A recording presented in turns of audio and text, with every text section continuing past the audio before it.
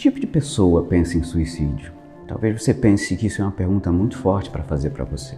Geralmente a gente começa a acreditar que a gente não é o tipo de pessoa que pensa nessas coisas. A gente está acostumado a pensar que pessoas que convivem com a gente não pensam nesse tipo de coisas porque a gente tem Deus no coração.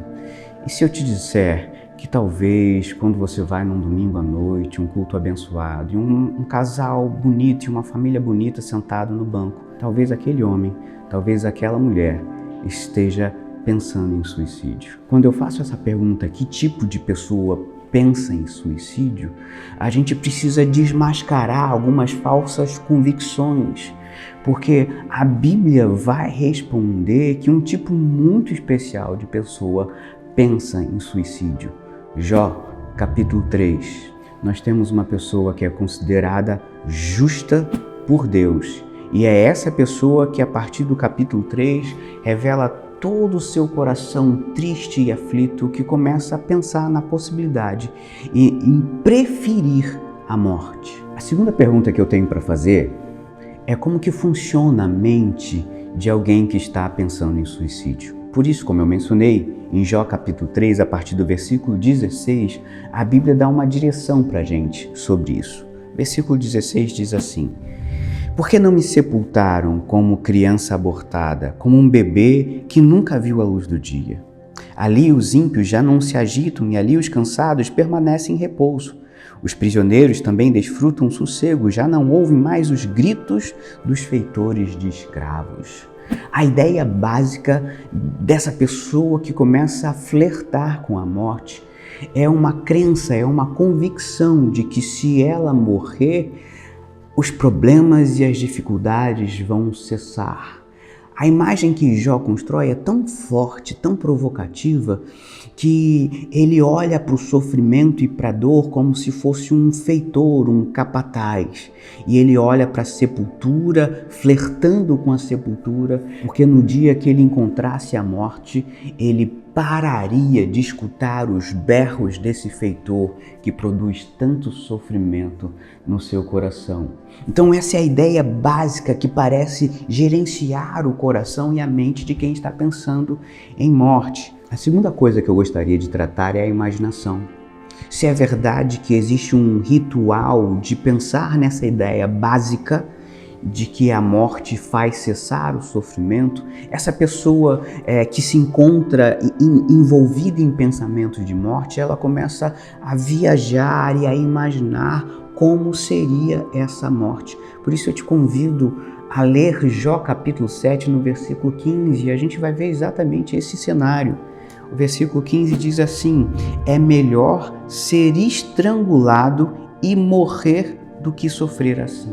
Quando Jó diz isso, significa que a mente dele já passou por vários lugares e o sofrimento dele é tão incontrolável, o sentimento dele de dor e de falta de controle é tão avassalador que ele começa a preferir a morte e a imaginar morrendo, sendo estrangulado. A próxima ideia que a gente precisa tratar são os questionamentos, porque dentro desse mar de confusão e dor, a gente começa a fazer perguntas que a gente não tem respostas. E cada vez que a gente pergunta, a gente se sente mais asfixiado.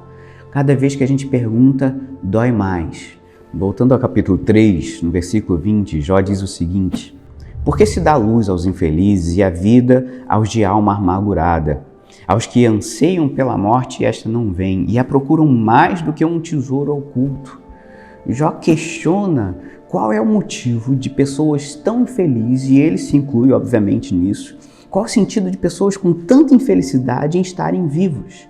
Não faz sentido na cabeça e na alma essa conjunção entre tamanha infelicidade e vida. E ele continua perguntando no versículo 23, por que se dá vida àquele cujo caminho é oculto e a quem Deus fechou as saídas? O próximo passo de Jó, ele tem uma percepção de que Deus fechou todas as portas e que ele está caminhando às cegas nos escuros. Quanto mais as pessoas se aproximam dessa realidade de preferir a morte, maiores são os questionamentos, mais doloridos. Quando a gente começa a se fazer perguntas que elas doem tanto, mas ao mesmo tempo a gente não consegue parar de se perguntar.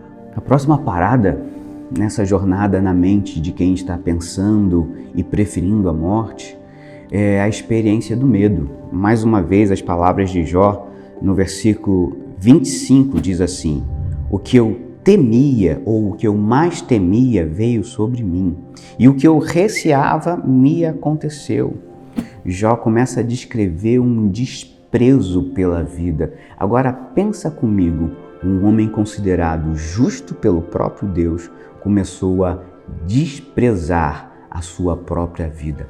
Lembra que a primeira pergunta que eu te fiz, que tipo de pessoa pensa em suicídio, e que a gente está acostumado que cristãos, pessoas que têm uma vida correta, não têm esse tipo de pensamento. Contrariando o senso comum, Jó, considerado esse homem, ele despreza e tem essa experiência de que aquilo que ele tinha mais medo se acometeu sobre a vida dele. A experiência do suicídio é uma experiência de dor, a experiência de quem está pensando no suicídio é uma experiência de luta diária contra o medo. E essa pessoa tem a experiência de enfrentar a dor como se fosse um esmagar dos seus ossos, um esmagar da sua vida. Basicamente, esse é o trilho onde cada pessoa que está começando a preferir a morte enfrenta no seu coração. Lembra da primeira pergunta? Que tipo de pessoa pensa em suicídio? Esse vídeo e essa conversa é para te alertar que pensar em suicídio não está tão distante das pessoas que nos cercam. Eu sei que esse tema é difícil, pesado, e por isso mesmo a conversa não pode parar por aqui. Na nossa próxima conversa, no nosso próximo vídeo, a gente vai jogar um pouco mais de luz sobre esse assunto. Por isso, acompanhe a gente nas nossas redes sociais, se inscreve no nosso canal, acompanhe a gente no Instagram, para que a gente possa continuar a nossa conversa. Que Deus te abençoe.